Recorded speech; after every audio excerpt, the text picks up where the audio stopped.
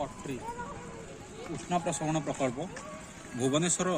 राजधानी ठारू मात्र 40 किलोमीटर दूर थिबा एई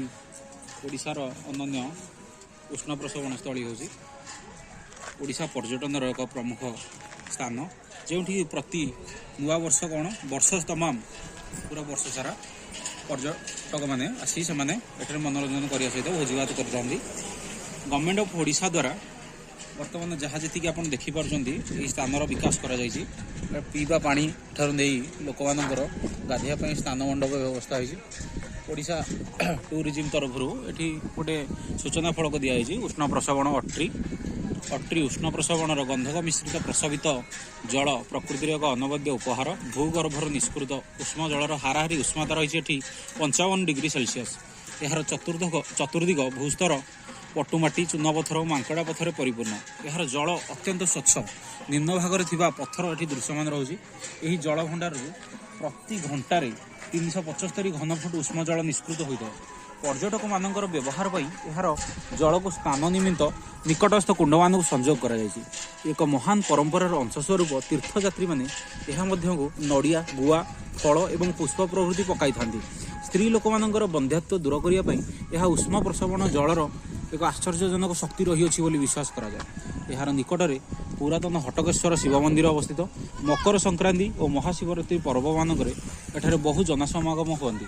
मकर संक्रांतिर प्रतिस्वरूप प्रभु हटकेश्वर पूजा पर बंध्या स्त्री लोक मैंने जल मध्य गुआ कि फल पाई विश्वासर सहित भक्षण कले संतान संभव हो पारती उक्त पर्यटन केन्द्र रक्षणाबेक्षण आम समस्त पवित्र कर्तव्य। नमस्कार दर्शक बंधु ओडिशा एडवेंचर यूट्यूब चैनल को आपण मानक स्वागत तेज आम आज आसी पहुँचीचु ओडिशार एक उष्ण प्रसवण जार नाम हूँ अट्री बाघमारी यह अच्छी ओडिशार एक मुख्य उष्ण प्रसवण भितर यह अन्यतम देखो आपण मैंने ये पानी केमती फुटुची प्रकृतिर यह अनन्य वरदान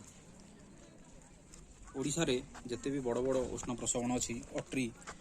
तार प्रमुख स्थान बजाय रखी ओडिशार बहु दूर दूरांतर ग्राम विभिन्न तथा सहर मानक लोक खासकर शीत दिन एक प्रमुख पर्यटन स्थल हिसाब से ये आसुँच ओडिशा सरकार तरफ यह स्थान में यात्री विश्रामगार रही से पटे आपण मैंने देखा आसतु गाधेयापाई स्नानकुंड 4टी रही पुरुष मानक दुईटा और महिला मानक आउ 2टी रही एठारे गोटे मानसिक कुंड रही जो मकर मेलार श्रद्धालु मैंने आसी एठी से मानसिक जहाँ करी कुंडरे विश्वास रही कि से कुंडर एक गुआ मिलता है गुआ कि मुद्रा पैसा से जो पाई था जो बंधत्व नारी मैंने रही था जदि से श्रद्धार सहित सेवन करते तेज से दोष दूर होता है ये पाखर रही हटकेश्वर महादेवंकर शिवंकर एक मंदिर जहाँकि हटकेश्वर शिव मंदिर नाम ख्यात अच्छी तेज सेपटे रही शौचालय यात्री मान सुविधा एवं से दूर में गोटे यात्री विश्राम स्थली रही छोट पिला मानकर खेलियापाई दोली एवं खोला पड़िया रही तीर्थयात्री मैंने आसी से बनभोजी करता खासकर बनभोजी करने पाखे बहुत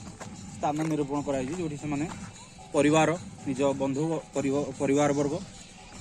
प्रियजन साथी मान सहित आसी खासकर नुआ वर्ष समय से समय बिता था पांथशालाटी आपड़ ये देखिपुं ओडिशा सरकार तरफ पांथशाला गोटे व्यवस्था कराई यदि आप ओडिशा टूरिज्म ऑफिशियल वेबसाइट रे आप बुक कर रही।